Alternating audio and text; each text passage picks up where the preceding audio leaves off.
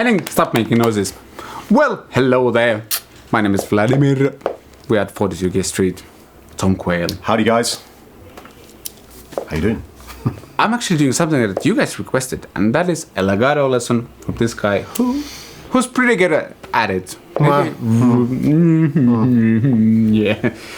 So I think we should kind of go with like legato basics, to be honest. Yeah. Something that I'm really not proficient in. Okay. And I'd like to learn a thing or two. Okay, so what do you know about legato? What it is.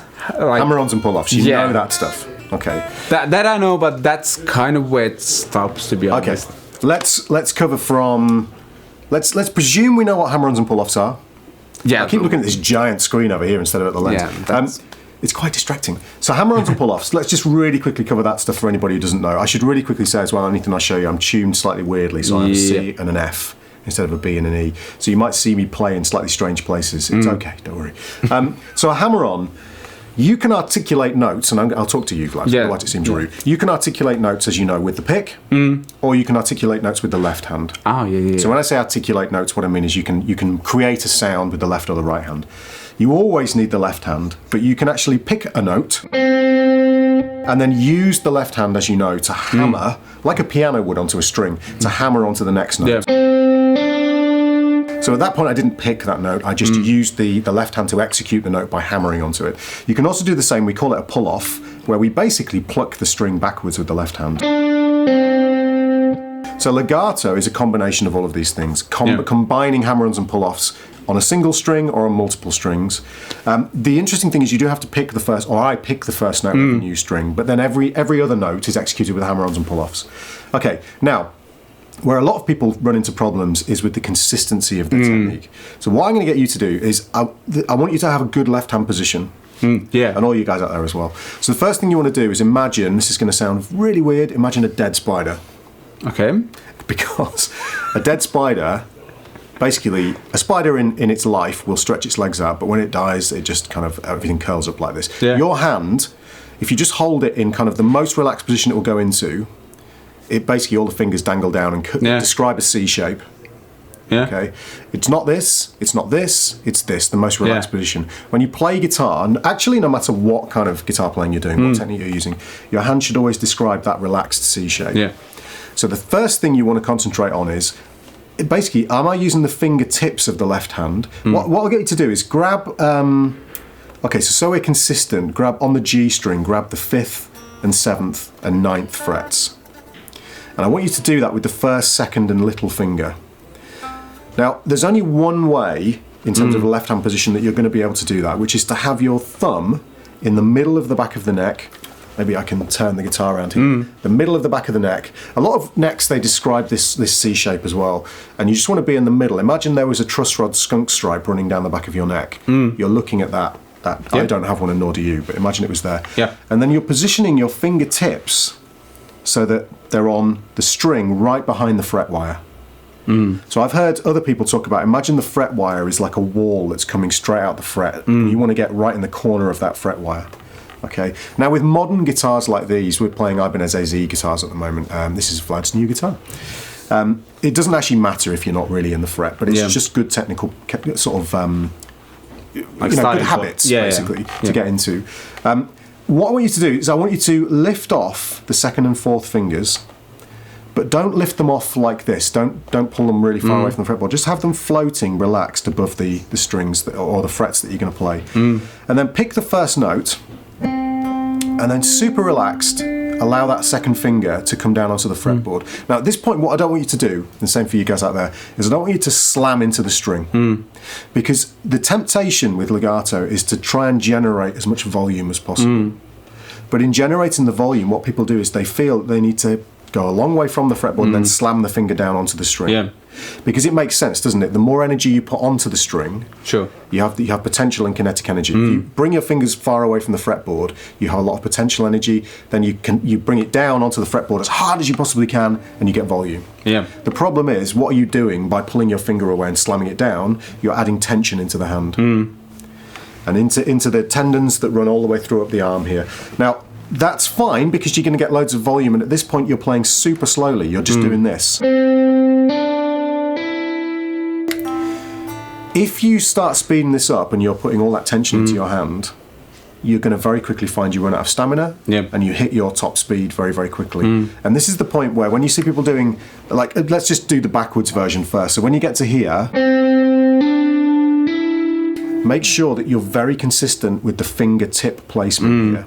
Okay, so you're not flat on one of the fingers, or you're not too proud on one of the fingers. You're very consistent with the fingertips. Yeah, see, I immediately can see that like this is causing me some trouble. Right, what's interesting straight away is that if you look at my, I don't know if the guys can see, don't change the camera at all. If you look where my first finger is, you can see that there's a gap between my first finger and the rest of the strings. So you're like turning it. And that's just for this consistency of this C shape, okay? Now, at this point, really good technique, if you turn this way a little bit so I can see your fretboard. That's it, right, okay. So you want to rotate the wrist around and bring the elbow in slightly. Okay, and that way, use the flat of your thumb a little bit more. There you go. So for the guys at home, basically you can be a little bit too proud. It's quite hard to show this on camera. You can be a little bit too proud. You want to be flat with your thumb on the back of the neck like that. If I do it like this, it immediately becomes easier. Okay, now you can do what Vlad's doing. Actually, you can lift the fretboard up if it helps a little bit. Again, I should be looking at the wrong camera. You can lift the fretboard up. I mean, a lot of people. You'll see guys like Rick Graham playing in the classical position like this. I don't do that. I just tend to raise my leg up or something like this. It's fine. Now here, I would suggest that you're a little bit prouder with that. Little finger looks very flat to me. But again, it's dependent on the shape of your hand. So first finger wants to be on the G string. Okay. Now you would initially work on this positioning. There's no speed here at all. You're working on the consistency of just going.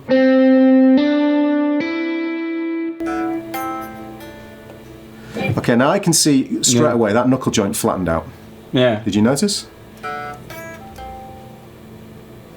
And don't go for any. If you hammer the note and you can't hear it, that's not a problem. We're not going for note volume here. We're going for consistency. So you're getting used to the positioning of the hand. If it's like this again for the guys, if you get that, don't worry about it. All you're interested in at this point is, am I consistently placing my finger down? Is it relaxed? And I'm not flattening knuckle joints out. I'm not too proud of the string. I'm not using the flat of the finger, if you like. You really, when you do guitar technique like this, you have to start with the basics. Okay, now the next thing I noticed, and this is really basic stuff, but it's really important. What you did is you started with your palm slightly curved, like that, not curved, slightly tilted like this. And as you got through the motion, it ended up like this, a little bit flatter. You want to start. This is why you start with all of your fingers on the relevant frets. Watch your little finger up a string. That's it. That's true.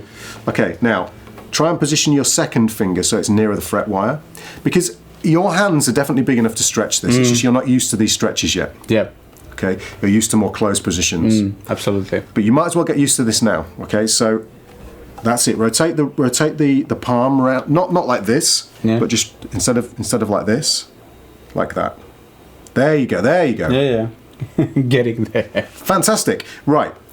All of these micro details are really important, and the temptation with a technique like this is to learn a phrase, say you did this, and then you pulled off backwards, is to take that phrase and kind of, once you've got the phrase in your mind, is just to try and play it quickly without attention to the minor details or the minute details that will make this much more efficient as a process for you. Just checking the audio? Absolutely. So if you notice, if I speed this up,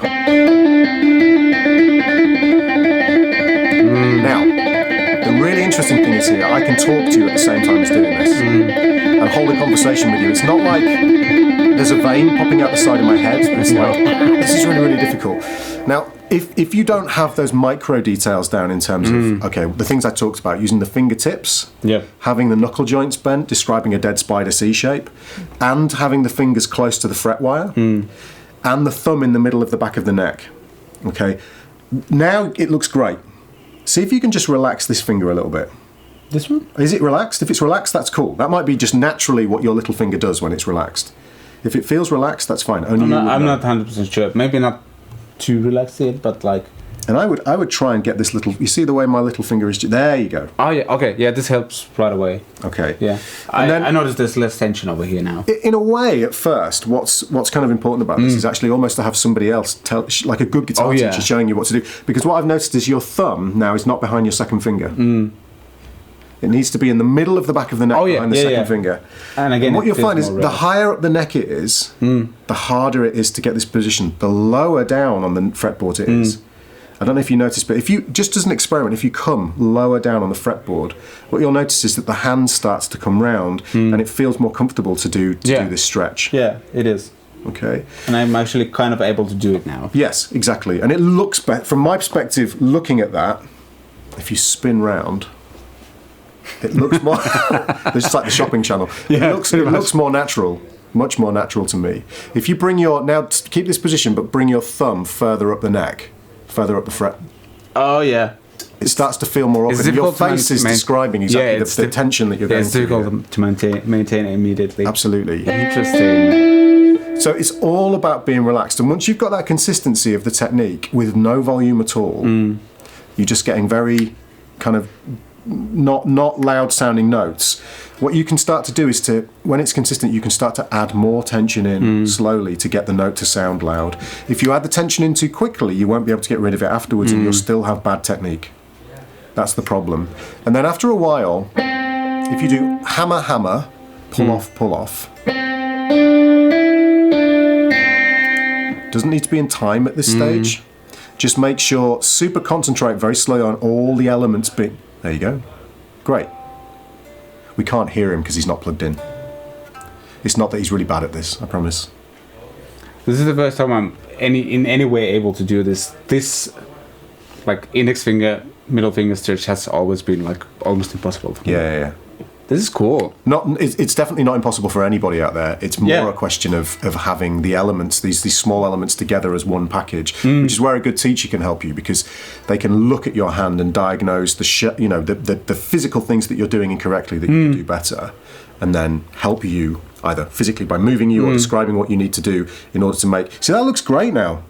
That looks really great. I feel more relaxed doing this now. Yeah, that's good. So when you've got, I mean, this maybe is a good place to kind of to round this off. But when you've got, this is super basic. So people want, when you talk about techniques like alternate picking and legato, people want licks immediately. They want phrases. They want speed. But you have to have the elements down that make up these techniques first. And if it's in place, really what you're doing at that point is, once you've got volume as well, is just slowly working on speeding things up. And what you'll find is after a while, there's a huge number of other things that you need to practice as well, to do with time and to do with moving around the guitar.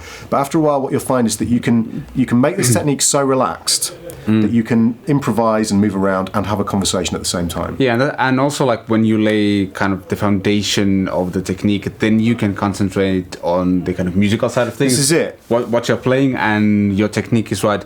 If you start with the wrong technique, you will immediately struggle with both sides of things. And again, a good demonstration of this is if Vlad keeps talking to me and we sort of have a conversation, I'm going to play in the background and improvise, like fast legato stuff, and we can still have a normal conversation. It's not like I'm, really struggling to do this. So if I start, I'll do this fairly quietly. So, I don't know, ask me whatever.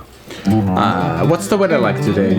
It's disgusting. I know, it's raining a lot. And it's like heavy rain as well. Yeah, it's not. Exactly. This is not the kind of place. Oh, actually, now it's stopped. Oh, good. So let's go outside. There's no sunshine, so I brought the English weather with me, so I have to apologise.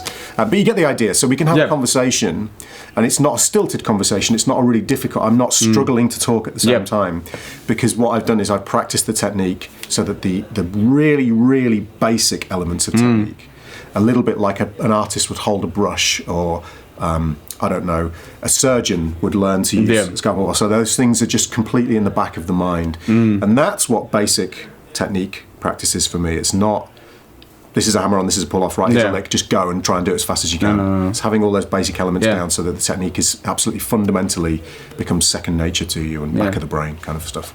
This is good. Thank you so much. It's all right. And you'll be shredding before we know it. That's the goal. That's why I'm getting these kind of guitars. No, I don't know. Maybe not because of that, but I mean, it's always good to learn. And He's an amazing teacher. Oh, You probably thanks, knew that already, but here's another reminder. Thank you so much. Sorry? Thanks to Henning for making this crazy event happen. There's the camera. I'm 42 Gear Street. 97,002 subscribers right now. Oh, yeah. Let's make it to 100,000. I'll put links below to Henning's channel, to Tom Quayle, to Ibanez Guitars. Thanks for the supporting brands as well. Hosatech, Chox Power Supplies, Craftech. I'm forgetting a bunch of them. You'll see all of them in the end cards. They are the ones that make this happen, as all the brands represented here as well. And yeah, links below. Subscribe, like, ask any questions you might have. And thanks for watching. I shall see you next time. Bye-bye.